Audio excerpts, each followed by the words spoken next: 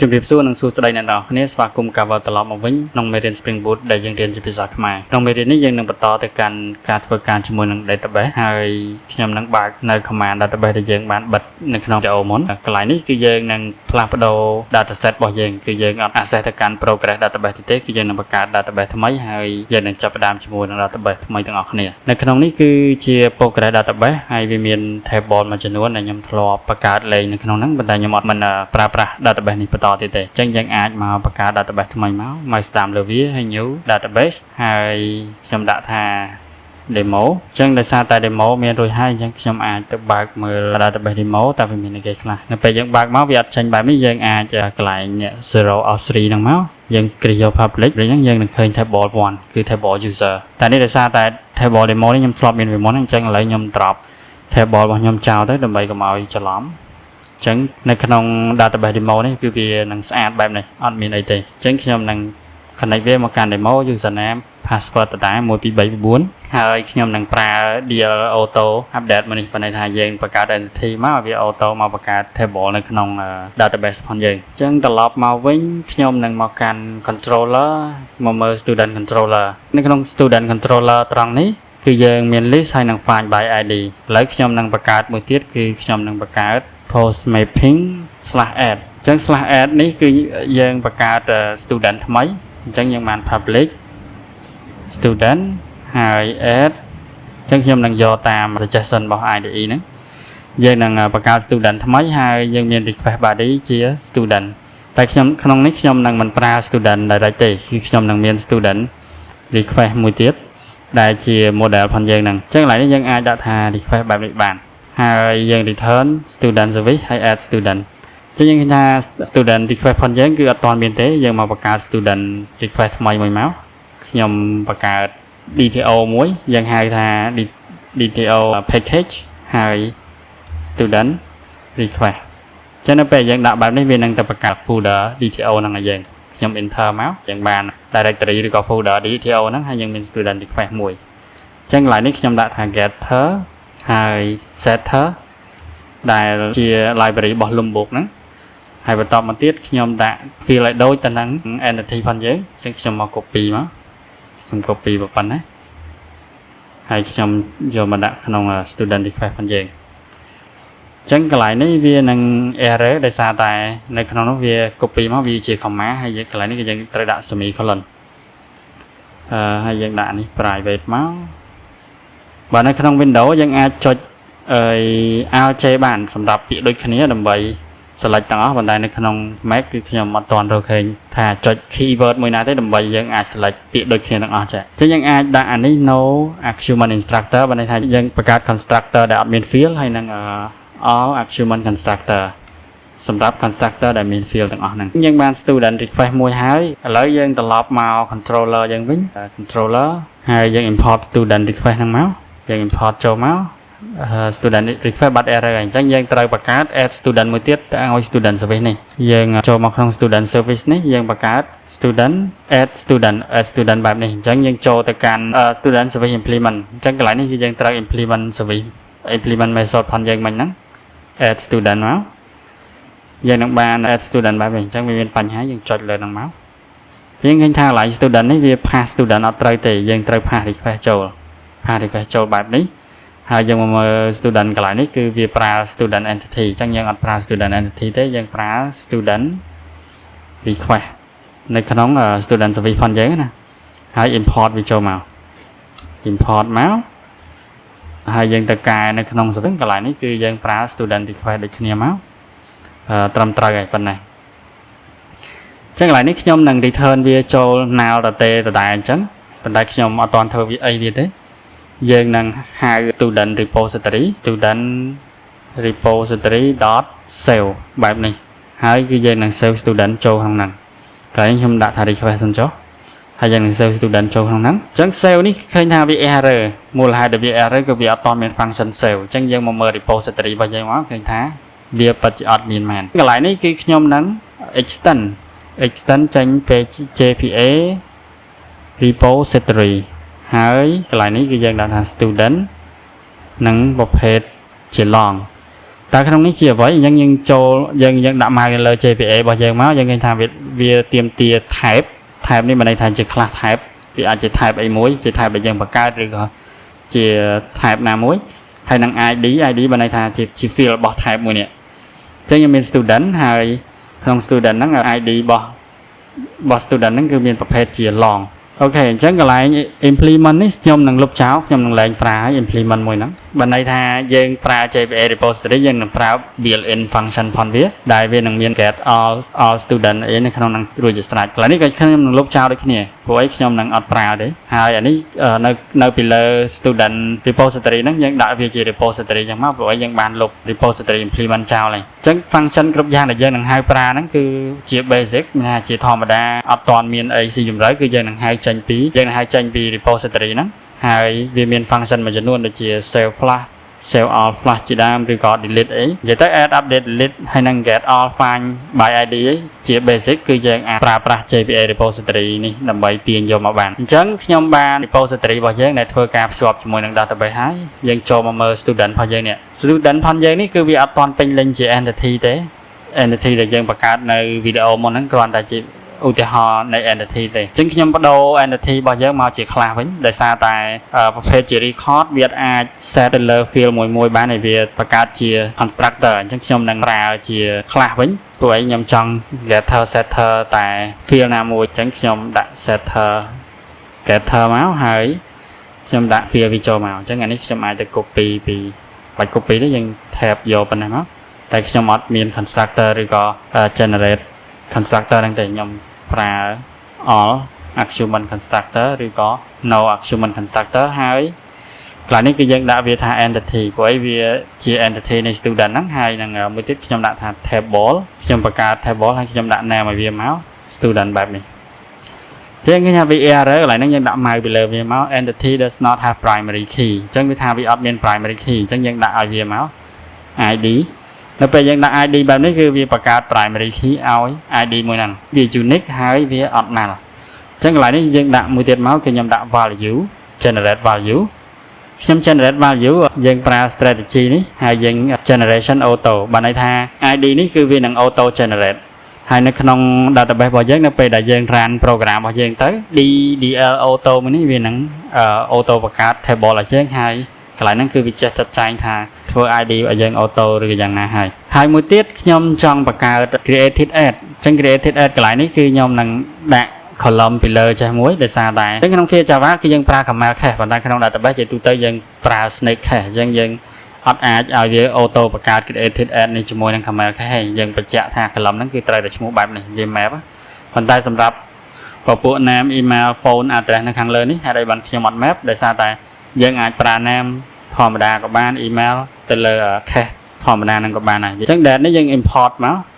គឺយើង import util ហ្នឹងមកហើយកន្លែងនេះគឺយើងអាចដាក់ creation timestamp នៅពេលយើងដាក់ creation timestamp បែបនេះ item របស់យើងទាំងអស់នេះដែលមាន field ទាំងអស់នេះបង្កើតមក date ហ្នឹងគឺវានឹង auto generate ឲ្យយើងមកអញ្ចឹងមួយទៀតខ្ញុំដាក់ column name ជាប្រភេទ updated add ឈ្មោះថា updated add ហើយខ្ញុំដាក់ private date created add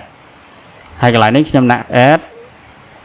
update timestamp អញ្ចឹងនៅពេលដែលមានអី update វានឹងមក auto update ដូចគ្នាដែរនៅកន្លែងហ្នឹងអញ្ចឹងនៅពេលដែលយើង input data អ្នកទាំងអស់គ្នានឹងឃើញនៅកន្លែងហ្នឹងអូខេអញ្ចឹង entity របស់យើងបានបង្កើតហើយនេះគឺជា entity ពិតប្រាកដមួយហើយវាមាន map ទៅកាន់ database របស់យើងបានន័យថាវានឹងកកើតនៅក្នុង database របស់យើងនៅខាងស្ដាំដៃនេះតិចទៀតយើងនឹងឃើញខ្ញុំត្រឡប់មកកាន់ controller យើងវិញ controller យើងឃើញថាយើងឡើងមាន error ហើយយើងចូលទៅមើល function add student យើងឃើញថាយើងនៅ error កន្លែងនេះយើងអត់ទាន់មាន student នេះអញ្ចឹងកន្លែងនេះកន្លែង repository នេះកន្លែង save នេះតើវានឹងទទួលយកអីគេវាទទួលយកជាប្រភេទ entity យើងឃើញវាដាក់ entity ហើយចុះ student request នេះជា entity student request នេះជាអត់ជា entity ទេវាដើរតួដូចជា model ហ្នឹងមានន័យថាសម្រាប់ធ្វើការ request ទទួលយក field ទាំងអស់នេះពី client side ហើយđây បានយើងបបែកពីរអញ្ចឹងបបែក request មួយហើយ entity វានៅដោយ like request ផ្សេងគឺដោយសារតែវាងាយស្រួលក្នុងការកែប្រែឬក៏យើងឧទាហរណ៍ថាខាង client side គាត់ត្រូវការ submit មកតែពី field ហ្នឹងទេឬក៏គាត់មាន time field ផ្សេងទៀតឬក៏អីចឹងគឺ គឺយើងអាចសរសេរនៅលើ student request នេះដោយមិនចាំបាច់ប៉ះពាល់មកកាន់ entity របស់យើងព្រោះ entity នេះគឺកម្រការដោយសារតែវាជា structure របស់ database អញ្ចឹងយើងអត់ទៅប៉ះពាល់វាទេអូខេយើងត្រឡប់មកកាន់ service របស់យើងវិញអញ្ចឹងកន្លែងនេះ init object ឬក៏បង្កើត object student នឹងមួយមកហើយ set វាយើងបាន student dot set name មកខ្ញុំនឹងទាញយក name ដែល request ពី client side នឹងមកដាក់ចូលបន្តមកទៀតយើងមានអីគេ student set email ខ្ញុំ get email ពី client side ដូចគ្នាហើយ set phone ហើយនឹងចុងក្រោយគឺ set address ប៉ុណ្ណឹងមកហើយយើង save អញ្ចឹងកន្លែងនេះខ្ញុំនឹង return ជា student repository.save កន្លែងនេះវាប្រភេទជា student ហេតុអីបានវាអត់ error ដោយសារតែ repository របស់យើងបានកំណត់ហើយគឺវារត់តាមប្រភេទជា student របស់យើងនេះអូខេអញ្ចឹងយើងឃើញថា student list របស់យើងឥឡូវ error បាត់ហើយអញ្ចឹងយើងកែប្រែវាតិចមកយើងដាក់ dot find all កន្លែងនេះណាអញ្ចឹងយើង find all បែបនេះគឺយើងអាចទៅទាញយក list student ទាំងអស់ហើយកន្លែងនេះគឺយើងអាចដាក់ dot find by id មកហើយយើងអាចដាក់បោះ id ពីលើពីកន្លែងនេះចូលមកអញ្ចឹងកន្លែងនេះវា error មួយគឺដោយសារតែវាទាមទារយើងប្រើជា optional អញ្ចឹងកន្លែងនេះយើងអាចដាក់ optional មក optional បែបនេះមកគឺយើងអាច find student by id បានហើយបន្តមកកន្លែងនេះគឺយើង return ជា student return ជា student ឬក៏បើមិនអញ្ចឹងទេវានឹងបោះ null ដោយសារតែយើងប្រើ type optional កន្លែងនេះខ្ញុំនឹងបញ្ចូលបន្ថែមទៀតនៅពេលក្រោយនៅពេលយើងធ្វើ custom exception អីចឹងគឺយើងអាចបន្ថែម exception នៅក្នុងនឹងបានហើយ through ទៅកាន់ client side ឬក៏មួយទៀតយើងមានជម្រើសគឺយើងអត់ប្រើ optional នេះទេយើងមក custom កន្លែង find by id នេះគឺយើងមកបង្កើត student find by id ខ្លួនឯងនេះមកហើយ long id បែបនេះបន្តមកទៀតគឺយើងអាចសរសេរ custom query ខ្លួនឯងមួយបាន add query ហើយយើងមានប្រភេទ select នេះ select ផ្កាយ from student where id ស្មើ1ហើយកន្លែងនេះខ្ញុំដាក់ថា native query true បានន័យថាវានឹង run តាម native query របស់យើងអញ្ចឹងកន្លែងនេះយើងត្រូវដាក់ value មួយទៀតដើម្បីកុំឲ្យវា error ណា find by student វា error យើងចូលមើល find long come with repository attempting use return type ខ្ញុំមកមើលកន្លែងនេះគឺយើងដាក់តែ student មក student ហើយ find by id វានៅ error ទៀត make find by return optional អូខេអានេះវានៅតែទាមទារឲ្យយើងប្រើ optional អញ្ចឹងយើងអត់ប្រើឈ្មោះជាន់ជាមួយនឹងបោះដើមមកវាទេ find student by id អញ្ចឹងខ្ញុំដាក់បែបនេះវិញជាមួយវាជាន់អត់អញ្ចឹងវាលែងជាន់ហើយវាលែងជាន់យើងអាចយកអាហ្នឹងមកប្រើបាន find student by id អញ្ចឹងមកអញ្ចឹងកន្លែងនេះខ្ញុំអាច return student ទៅទេបានតែនៅពេលយើងប្រើ optional ហ្នឹងគឺវាមានអត្ថប្រយោជន៍របស់វាគឺយើងអាចចុចបន្តកតុយខាងក្រោយហ្នឹង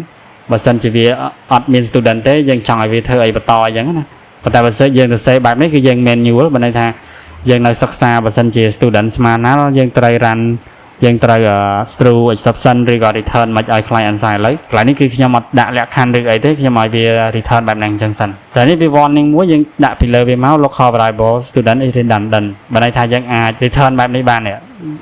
ញ្ចឹងបើចេញពណ៌លឿងដូចមិញអ្នកទាំងអស់គ្នាអាចចុច option enter ឬក៏ alt enter ហ្នឹងមកយើងអាច see suggestion ដែលវាផ្ដល់ឲ្យវាដាក់ inline variable យើងចុចមកគឺវានឹងបរួមឲ្យយើងអូខេអញ្ចឹង function របស់យើងធ្វើអស់ហើយក្នុងនេះគឺមានអារម្មណ៍ថាស្អាតអស់ហើយអញ្ចឹងយើងចុច run ម្ដងទៀតមកអូខេ program របស់យើងបាន run រួចហើយអញ្ចឹងយើងមកមើល database របស់យើងតើវាបង្កើតអត់យើងចុចមកឃើញហ្នឹងចុច refresh មួយមក refresh មួយយើងចូលមក table student នេះយើងឃើញថាយើងមាន field គ្រប់គ្រាន់ហើយដូចអ្វីដែលយើងបានបង្កើតមាន ID address created ad email name phone ហើយ updated ad ជាដើមអញ្ចឹងយើងមានប៉ុណ្ណឹងយើងចាប់ផ្ដើមមក test postman ផងយើងខ្ញុំមកទៅថា student ដូចលើកមុនដដែលហើយ slash list អញ្ចឹង list វាអត់ទាន់មានអីទេវាតទេបែបនេះហើយមួយទៀតខ្ញុំបង្កើត method post មួយប្រើ slash student ដដែលហើយប្រើ endpoint add ហើយយើងចូលមក body នេះមកយើងចូល rawហើយយើងដាក់ JSON ប្រភេទវាណាហើយក្នុងនេះខ្ញុំដាក់មាន name ខ្ញុំដាក់ KCA ឧទាហរណ៍ email kca@email.com ខ្ញុំមាន address ភ្នំពេញហើយនឹង phone ខ្ញុំដាក់ phone zone 1 2 3 4 5 6 7 8thì hó nèហើយយើង submit មក send មកពេលដែលវា return 200បែបនេះហើយខ្ញុំទទួលបាន data របស់ខ្ញុំមកវិញបានន័យថាវាជោគជ័យហើយដោយសារតែក្នុង controller របស់យើងទៅ say return ជា student ចង់បញ្ជាក់បន្ថែមថាវាពិតជាជោគជ័យមែនអត់យើងចូល slash link នេះមកទទួលបានហើយនេះអញ្ចឹងគាត់ថាខ្ញុំផុសម្ដងទៀតកន្លែងនេះខ្ញុំដាក់ add វិញហើយខ្ញុំដាក់ dara នេះ dara ដែរអញ្ចឹងខ្ញុំ send អញ្ចឹងខ្ញុំបាននេះ ID លេខ2វា auto generate អញ្ចឹងខ្ញុំយក slash all វិញមកហើយខ្ញុំ get មកសុំទៅ slash list ខ្ញុំបានបែបនេះ2នាក់អញ្ចឹងដើម្បីកុំឲ្យពិបាកតេស្តចុះឡើងយើងអាចចុច duplicate ចេះមកហើយខ្ញុំមាន student មួយទៀតខ្ញុំដាក់ថា add student យើងយកផុសមកនេះគឺយើង80/student/add ហើយ body មក copy ពីនេះមកលឿនហើយ raw json អូខេហើយខ្ញុំ save វាមួយមកដល់ពេលយើង save កន្លែងនេះវានឹងចាញ់ផុសហើយអញ្ចឹងយើងស្រួលចុចមើលចំណាំអញ្ចឹងណាអញ្ចឹងយើងមក student/list ដដែលនេះមកយើងអាចចុច none មកអញ្ចឹងខ្ញុំបាន list នៃ student គឺ3នាក់នេះនៅក្នុងមេរៀននេះគឺយើងបញ្ចប់ត្រឹមហ្នឹងហើយត្រឹមមេរៀន add យើងចេះបាន add យើងចេះបាន find by id ហើយយើងចេះបាន list អ្នកដែលអត់ទាន់នេះអាចសារវីដេអូនឹងចុះឡើងដើម្បីមើលតាមទៅណាតកតងទៅនឹង method /list ហើយនឹង find by id យើងអាចមើលនៅក្នុងវីដេអូមុនបានអញ្ចឹងខ្ញុំបញ្ចប់ត្រឹមហ្នឹងក្នុងវីដេអូក្រោយយើងនឹងរៀនពី update ហើយនឹង delete បន្តទៀតបាទសូមអរគុណ